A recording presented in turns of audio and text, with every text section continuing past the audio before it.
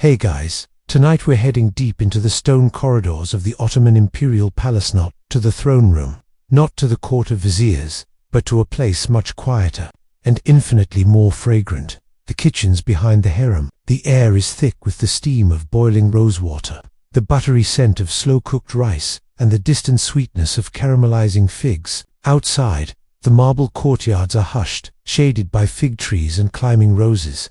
Inside, soft sandals move without a sound across polished tiles. Copper pots simmer, spoons stir. The scent of cinnamon clings to the air like silk. The women of the harem aren't just sleeping late or lounging on cushions tonight. No, there's preparation underway. A special evening meal is coming. You can feel it. The kitchen is awake, but quiet, focused, purposeful. So, before you get comfortable, take a moment to like the video and subscribe. But only if you genuinely enjoy what I do here. And if you're still awake enough, let me know in the comments where you're listening from and what time it is there now. Dim the lights, maybe turn on a fan for that soft background hum, and let's ease into tonight's journey together. The kitchens of the Topkapi Palace were legendary, not only for their scale but for their rhythm. You're walking slowly through them now, not as a cook, not as a concubine, not even as a guest, just an observer, trailing the scent of cumin and cloves, like a soft leash pulling you forward. There are no clattering pans here, no shouting chefs, no rush. What you see is a team of kitchen staff, mostly women, for the inner harem, moving in complete harmony. Their linen sleeves are rolled just so, their hair tucked under scarves the color of saffron. They chop with blades honed thin as crescent moons. Ginger is sliced paper-thin, garlic crushed under smooth river stones, and fresh herbs are rolled between the palms before being dropped into terracotta bowls. The room is lined with large, open fireplaces, each hearth built for a different purpose. Over one flame, rice steams with pine nuts and cinnamon bark. Over another, lamb is being slowly simmered with dried apricots and sumac. The cooks do not speak. They nod. They point.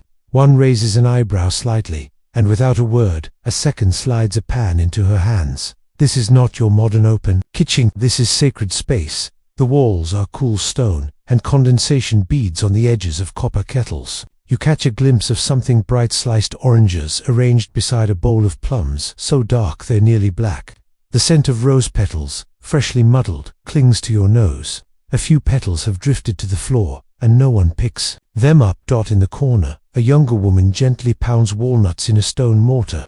The noise is rhythmic, soft, almost hypnotic. She adds a spoonful of honey and begins forming tiny paste-filled pastries, no bigger than her thumb, setting them neatly on a cloth beside her.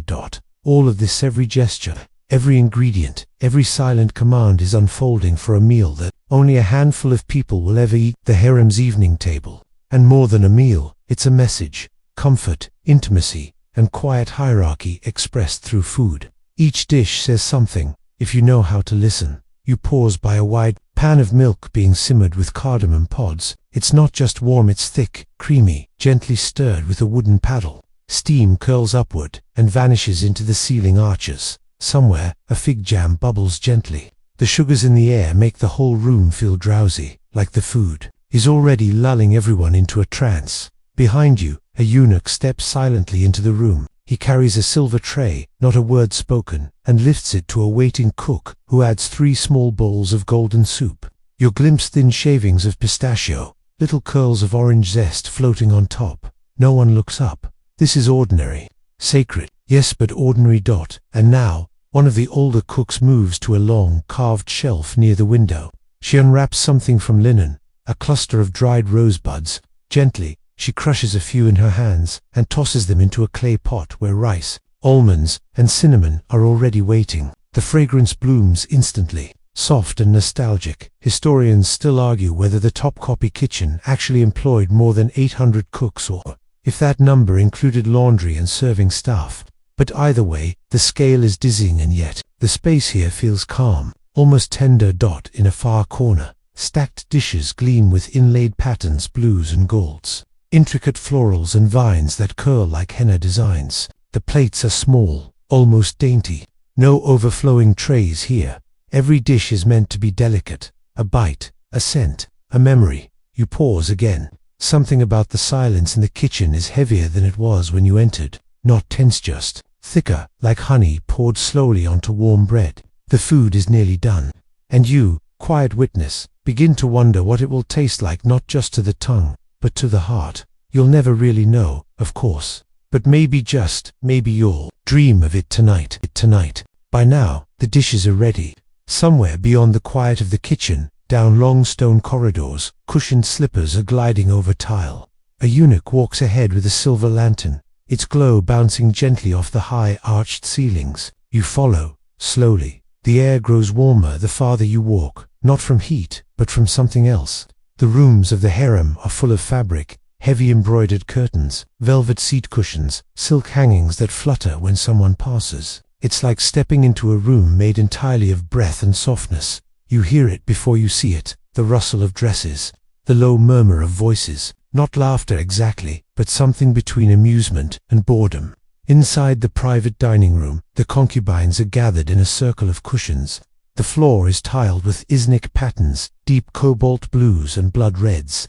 No chairs, no tables, just polished trays set atop low wooden stands. Each tray holds only a few dishes: a bowl of herbed yogurt with curls of cucumber, a golden dome of saffron rice speckled with pomegranate seeds, a small plate of roasted eggplant dressed in garlic and vinegar. Everything is portioned for beauty, not hunger, because in the harem, restraint is elegance. You notice how the women eat without hurry, with fingers delicately, or with slender silver spoons. One girl, hardly older than 15, carefully tears a strip of flatbread and dips it into a honeyed stew. Another selects just 2 dates from a porcelain bowl and returns the rest. It's not about appetite here, it's about poise. A small harp plays softly in the corner. The melody doesn't lead anywhere, it simply drifts, like the scent of the rose petal syrup now being poured into glass cups, no larger than your palm. It's warm, thick, and floral.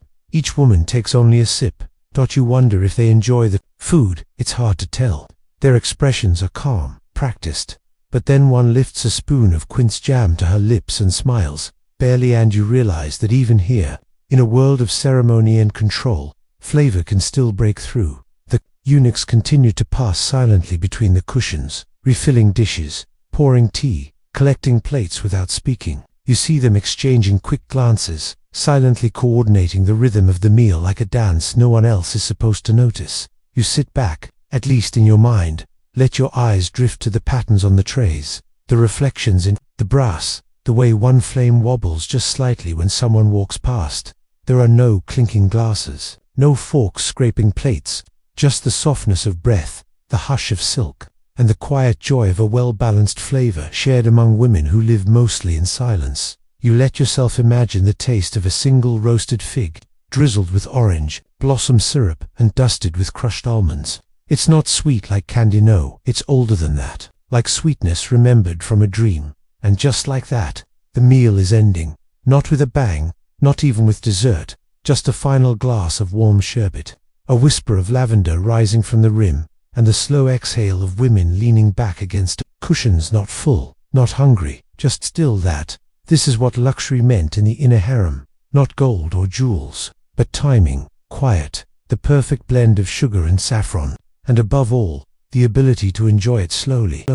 The meal begins not with the clatter of silverware or a grand announcement, but with the soft sound of footsteps, slippers on polished stone, the hush of servants' eunuchs in silken robes gliding across the room like the evening breeze. They carry copper trays, heavy and warm, wrapped in embroidered cloth to hold in the heat. Steam curls up into the lamplight, carrying the scent of roasted eggplant, cinnamon, mint, and honey. You're seated low on a cushion, your legs tucked beneath you, elbows propped just so.